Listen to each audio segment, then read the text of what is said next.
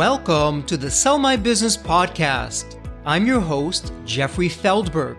This podcast is brought to you by Deep Wealth and the 90-Day Deep Wealth Experience. Your liquidity event is the largest and most important financial transaction of your life. But unfortunately, up to 90% of liquidity events fail. Think about all that time, money, and effort wasted. Of the quote-unquote successful liquidity events, most business owners leave anywhere from 50% to over 100% of their deal value in the buyer's pocket and don't even know it. I should know. I said no to a 7-figure offer and yes to mastering the art and science of a liquidity event. 2 years later, I said yes to a different buyer with a 9-figure offer. Are you thinking about an exit or liquidity event? If you believe that you either don't have the time or you'll prepare closer to your liquidity event, think again. Don't become a statistic and make the fatal mistake of believing that the skills that built your business are the same ones for your liquidity event. After all, how can you master something you've never done before? Let the 90-Day Deep Wealth Experience and our 9-step roadmap of preparation help you capture the maximum value for your liquidity event. At the end of this episode, take a moment to hear from business owners just like you who went through the Deep Wealth Experience. Welcome to episode 79 of the Sell My Business podcast. In today's episode, we're going to do a deep dive of step number 2 of the 9-step roadmap, which is called X factors that insanely increase enterprise value. So before we begin, you may be asking, what the heck is an X factor? An X factor is an area that you are world class in when it comes to your business. Now, most business owners assume that what they're doing, the competition is doing, and it's nothing special. It couldn't be further from the truth. Every business has at least 3 to 5 X factors. And what's been amazing as participants go through the Deep Wealth Experience and we help them find their hidden X factors, we start to see incredible transformations that start to happen. So let's now talk about X factors, what they are, what you can do, and how you can leverage them to increase your enterprise value. So one of the first X factors, and this is a big one, that increases enterprise value, it includes having a strong management team. One of my favorite questions that I love to ask business owners, and it's a simple yes or no question. Does your business run without you? And again, it's a simple yes or no. There's no maybe, there's no but, it's no one day. It's yes or no. And unfortunately, for most business owners, the question of does your business run without you, it's a no. And by the way, whether you have a management team or you don't have a management team, for many business owners, the answer is still no. Obviously, if you don't have a management team, the business doesn't run without you.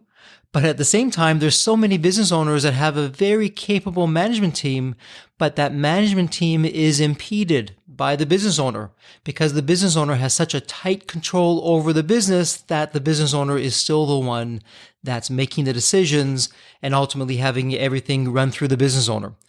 So why is having a strong management team an X factor? Well, let's do what we do a lot in the 9-step roadmap of preparation in the Deep Wealth Experience. We're going to tune into the world's favorite radio station, WII.FM, which stands for the What's in It for Me radio station for your buyer. So what does a buyer really want? What a buyer wants is to minimize risk at all costs. And this is why a buyer will ask for that E word. We don't use that word at Deep Wealth, but I'll just share it with you, the earn-out word. And that's why there's going to be escrows, and there's going to be reps, and there's going to be warranties. So what a buyer wants to do is to minimize risk. And the fact of the matter is, as a business owner, you are the biggest risk to the business. Now, I know you may be saying, hey, wait a minute, how can I be the biggest risk to the business? I started the business. I grew the business. I know everything about the business. And that's the problem. In the buyer's mind, the buyer sees the day after the closing. And one of two things is going to happen. Either the buyer has asked you not to be there or shortly after the closing, or perhaps you're there, but the buyer is smart enough to know that it may be a situation of lights on, nobody home. And if we're honest about it, You now have a closing. You have all these zeros in your bank account. The business is now being run by the new owner, and the business is likely going to be run in a way that's different than what you do. For most business owners, this is the perfect recipe for unhappiness, and they check out of the business. So your buyer knows that there's going to come a day sooner than later where you're no longer involved in the business. And when that day happens, the buyer is concerned that the business simply isn't going to function. So if you don't want to have that E word, an earnout, and if you want to have your life back, and if you want to have a business that's actually better and thriving and more profitable because you have a management team, that's what you have to do. And here's the irony that most business owners don't realize. When you follow the 9 steps of preparation for your business, you're actually prepping your business for growth and market disruption today, and you'll benefit tomorrow when it comes time for your liquidity event. Because think about it, when your business runs without you, you get the most precious commodity back. You get your time back. You get your time back to figure out brand new problems that you can solve, into new markets where you can take your business into where you're not into right now. Or you can figure out new visions and missions for your business. So all kinds of things that you can do, but you must have that management team. So strategy number 1 is X factors that increase enterprise value include a strong management team. So what's the second strategy when it comes to X factors that increase enterprise value? Well, the second one, and please don't take offense when I say this, why your business model sucks and what you can do about it. Now, I want you to think for just a moment, what's your business model? And for most business owners, the answer is, well, I charge my customers when they come, and that's about it. And that's the more traditional business model. And while that business model has been around for many, many years, it's not the best business model, both for your business and also when it comes to your liquidity event and enterprise value. There are 3 components that make up an incredibly powerful and strong business model that catapults your enterprise value to the next level. So let's talk about what those 3 areas are. The first area would be recurring revenue. And when it comes to recurring revenue, I want you to think about perhaps you have a favorite movie streaming service or you have a favorite music service. That's recurring revenue. Each month you're paying a subscription and you know exactly what you're paying. You know exactly what it's going to cost throughout the 12 months. You can budget for it. When we take it now to the business side, when you have recurring revenue, this is where the magic begins to happen. For starters, your customers, they're able to budget. They can tell exactly what they're going to be spending, what they're getting for it, and there are no surprises. And the wonderful thing about recurring revenue is you now have some insights. You have some clarity into, on a per customer basis, what you can expect. The days of wondering, is that customer going to come back or not, or when? That's all gone. So recurring revenue creates a win-win for both you and for your customers. The second area, and this is one that if you can do it, it would be terrific, is to have long-term contracts, but not any kind of long-term contract. Ideally, it's a long-term contract that's exclusive. Why do you want long-term exclusive contracts? Well, as you may imagine, when you have a long-term contract that's exclusive, you're now locking your client into doing business with you for a period of time. So what would be a long-term contract? It's a great question, and depending on who you speak to, you'll hear different answers. In my online business, Embanet, before we had our liquidity event, one of the attractive parts of Embanet was that we had 10-year long-term exclusive contracts. The buyer loved it. Why? Let's go back to what I shared a little bit earlier about what a buyer wants. We removed the risk for the buyer. So when the buyer purchased Embanet, the buyer now knew that there were many years left on that contract. And at the same time, when you know that you have your customers there for a longer period of time, you can do things that you're probably not able to do right now. You can put more into R&D. You can do different types of initiatives with that customer because you know they're going to be there and you're investing in that business relationship. So let's now talk about the third component of a really strong business model. And remember, we talked about recurring revenue as number 1, long-term exclusive contracts number 2, and the holy grail of a business model, which is the number 3 part of it. This is now revenue sharing. How do you get a customer to revenue share with you? Now, openly, This may not be possible in all instances, but if you can figure it out and you can do it, you have the best of the best business models. In my online business, Embanet, we were able to do revenue sharing. And the reason that we were able to do revenue sharing is that we had such a painful problem for our clients, and we solved it in such an elegant way that it was more painful for our clients not to work with us, to not revenue share with us, than it was to say, you know what, we're better off revenue sharing with Embanet than we are just doing it on our own. And just to give you a little bit of context, the painful problem that we solved for our clients, which were universities, we cracked the code on how to fill the seats with many, many students. And we were able to demonstrate to the universities how we could fill those seats in a manner that was quicker, but also more cost effective than what they could do. And we also took the risk off the table because we incurred all the costs for them. So if you think about this, you're now the president of a university and you have a proposition in front of you where you don't pay $1 for any expenses. And in fact, it's the opposite. The first student that enrolls into a program, you're actually profitable through revenue sharing. So the value proposition was so high that for the university, it was a no-brainer and they threw their hat in the ring and we worked with them. And at Embanet, we had all three components. So we had recurring revenue, we had these 10-year long-term exclusive contracts, and we had revenue sharing. So before that, we had a traditional business model that, well, yeah, it sucked. It was the one that everyone was using.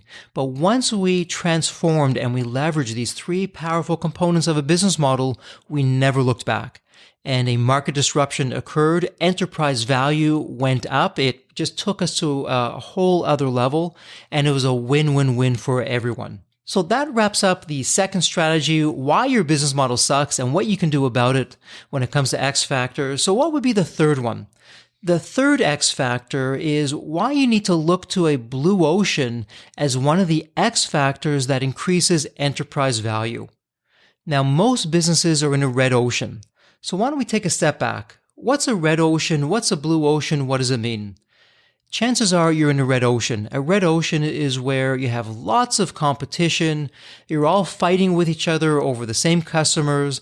There's price pressures. Price goes down. Margin goes down. It's very difficult to do R&D, to do innovation.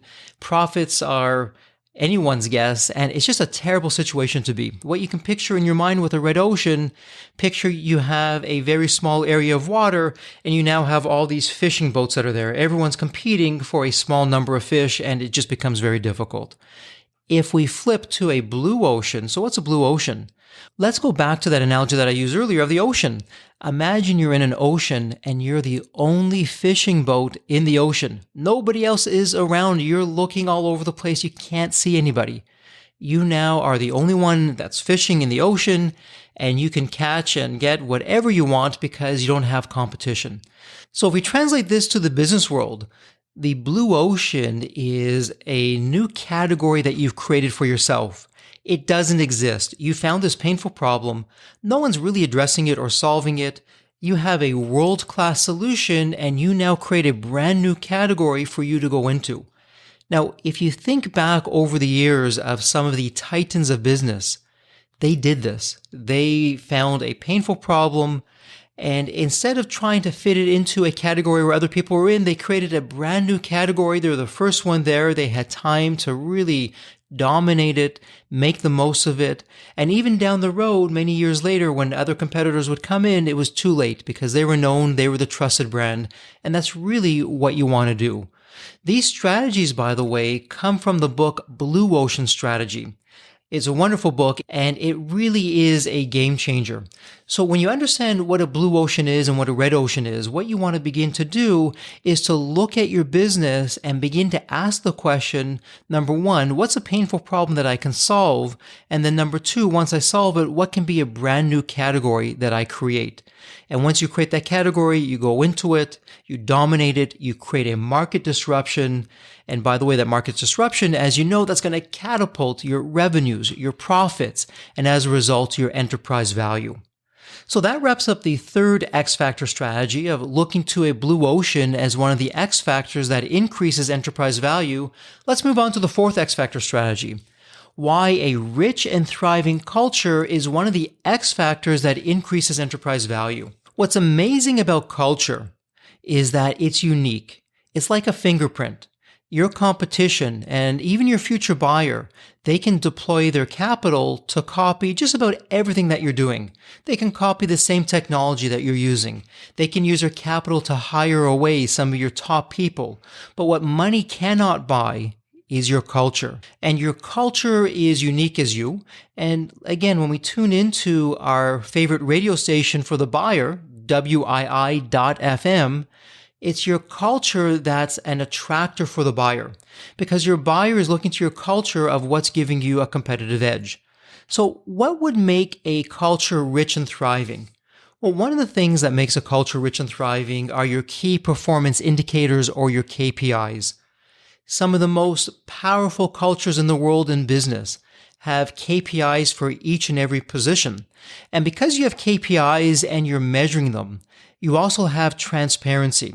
And part of that culture is embracing, hey, we're going to talk about performance, and it's nothing personal. We're going to ask questions about why a KPI went up or down, if that's a good thing or not a good thing, what changed, what we need to do to get it back to where it was if that was better, perhaps what we can even do to make it better, to take it to the next level.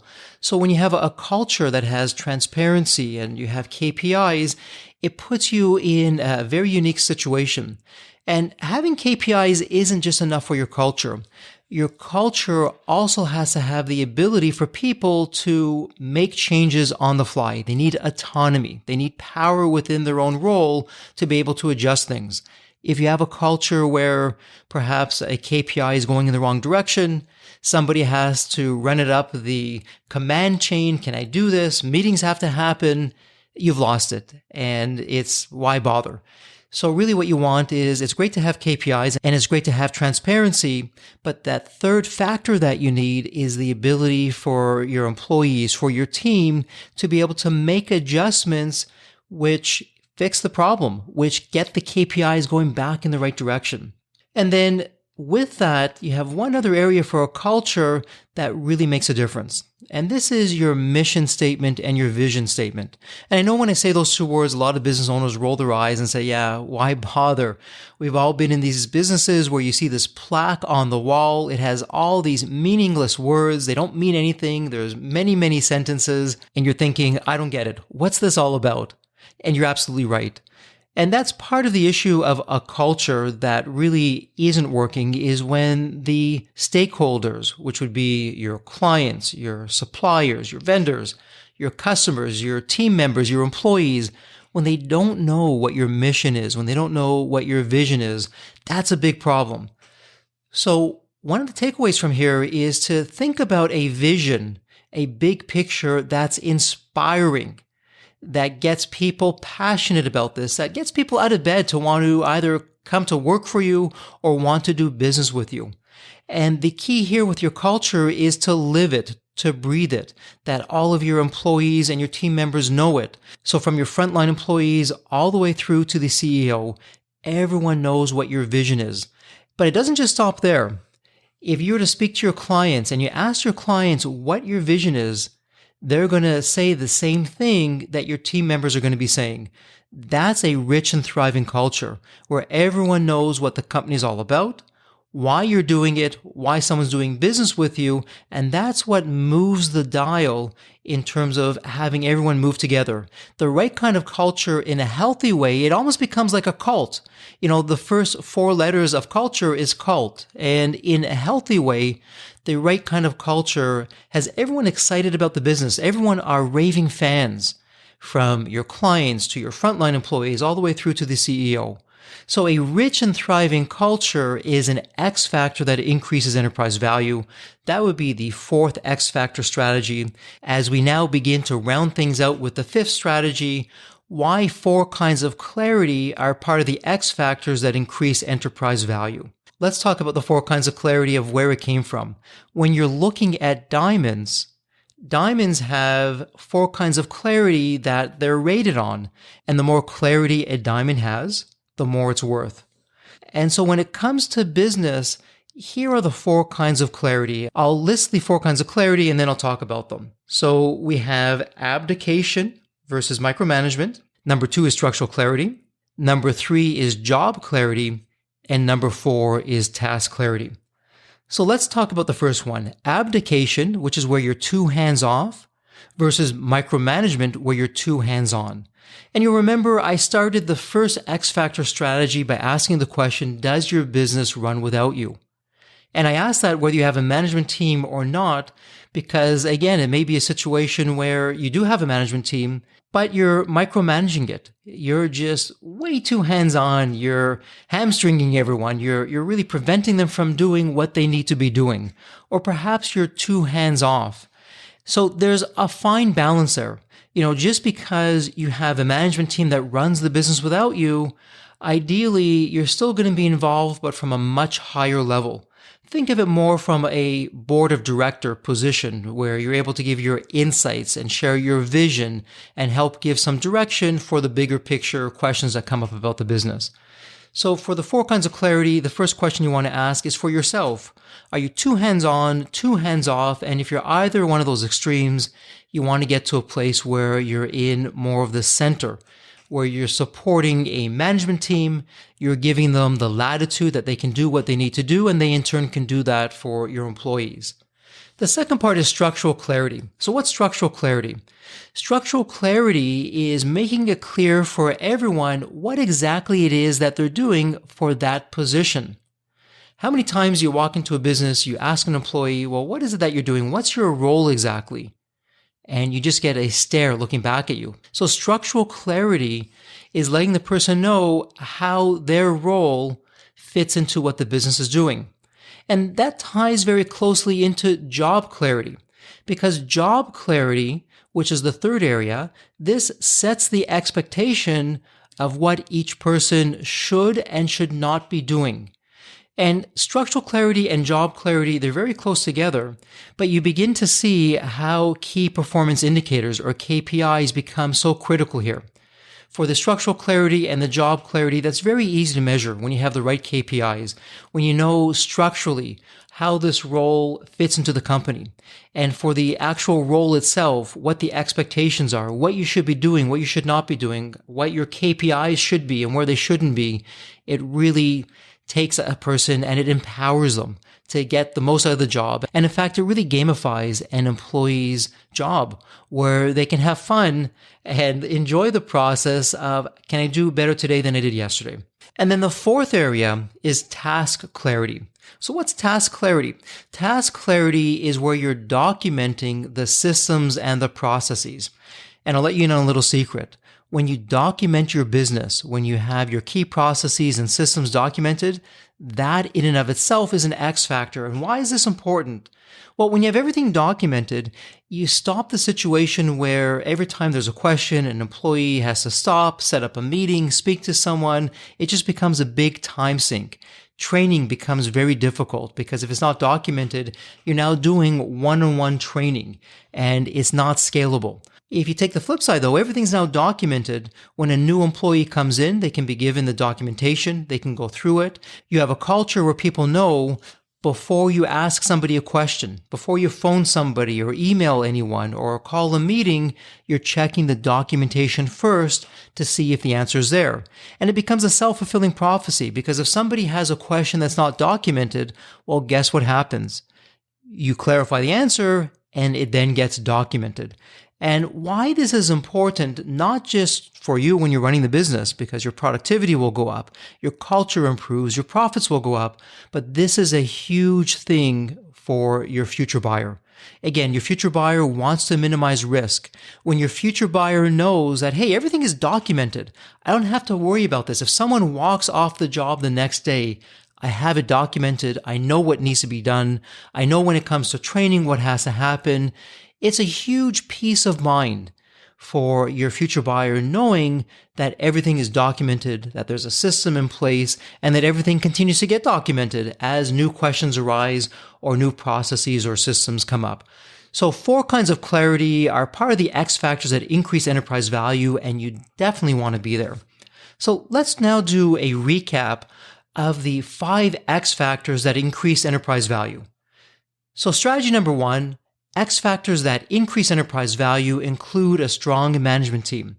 And we spoke about how having a management team in and of itself is not enough. You have to have the balance with yourself to allow the management team to really run the company without you.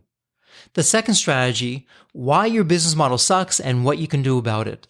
And we spoke about how the right business model is a tremendously powerful X factor. And the kind of business model that we're speaking about has 3 components. It has recurring revenue, long-term exclusive contracts, and revenue sharing. The third X factor strategy is looking to a blue ocean as one of the X factors that increases enterprise value. And here we spoke about finding a brand new problem to solve that no one else is solving, become world class at it, and then create a new category for you to dominate and really make a difference out there. And that in turn will create a market disruption. The fourth strategy, why a rich and thriving culture is one of the X factors that increases enterprise value. And there within the culture, we spoke about how culture can't be bought. It's like a fingerprint. All the money in the world cannot buy your culture. We spoke about how key performance indicators, transparency, and accountability are really key factors for your culture. And then at the same time, we spoke about how a rich and thriving culture ensures that everyone, from your frontline employee to your CEO, to your clients, to your vendors, know what your vision is. And it's an inspiring vision. You do what you say what you do, and everyone is excited to be part of this vision that's really making a difference out there. And then the fifth strategy, we spoke about a very powerful concept called the 4 kinds of clarity, and why the 4 kinds of clarity are part of the X factors that increase the enterprise value. And in the 4 kinds of clarity, as you'll recall, we spoke about not being too hands-off or too hands-on when it comes to your business and your management team, structural clarity that makes it clear for every role what it should be doing, job clarity to set expectations of what each person should be doing and should not be doing, and then task clarity, which is documenting all the systems and processes within the business. And you'll recall that task clarity, when you document everything, that in and of itself is an X factor. So those are the 5 powerful strategies for X factors that increase enterprise value. And this is the amazing thing about preparation that never ceases to amaze me. You're doing these things because you're preparing for a liquidity event. And because you're doing it, you're now increasing the performance of your business. And when you do these X factors, your revenues go up, your profits go up, your EBITDA goes up. It's just a win-win-win all the way around. And what you have is my favorite scenario. You create a thriving and profitable business, which you can keep forever, or you sell it tomorrow, but the choice is yours. And that's why preparation is so key. And on that note, thank you so much for your time. You could be doing many, many things, but you listened to this episode and that means so much to me. So a heartfelt thank you with that. And as always, please stay healthy and safe. The Deep Wealth experience was definitely a game changer for me. This course is one of the best investments you will ever make, because you will get an ROI of 100 times that. Anybody who doesn't go through it will lose millions. If you don't have time for this program, you'll never have time for a successful liquidity. I mean, it was the best value of any business course I've ever taken. The money was very well spent. Compared to when we first began, today I feel better prepared, but in some respects, maybe less prepared, not because of the course, but because the course brought to light so many things that I thought we were on top of that we need to fix. I 100% believe there's never a great time for a business owner to allocate extra hours into his or her week or day. So it's an investment that